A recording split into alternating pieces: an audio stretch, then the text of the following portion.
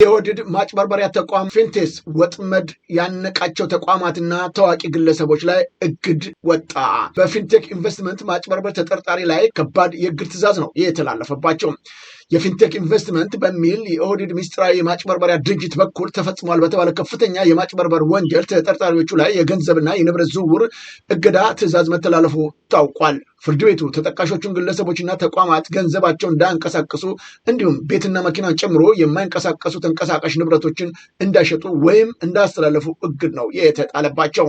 የእግድ ትዕዛዝ የተላለፈባቸው ግለሰቦችና ተቋማቶች ዝርዝር ሰራዊት ፍቅሬ መልቲሚዲያ፣ ፊንቴክ ኢንቨስትመንት፣ ዳንኤል ዮሐንስ፣ ግርማይ ገብረ ሚካኤል፣ አሰግድ ያሱ፣ አብርሃም ግዛው ኢንተርቴይንመንት፣ አብርሃም አባይ ቲቪ፣ ናሆ ቲቪ፣ ሪፖርተር ጋዜጣ፣ ይገረም ደጀኔ፣ አስቴር፣ ዳንኤል ተገኝ፣ ሰለሞን ቦጋለ መሆናቸው ታውቋል። በኢትዮጵያ ባንኮች የሚንቀሳቀሱ የገንዘብ ሂሳባቸው በሙሉ እንዲታገዱ ተደርጓል።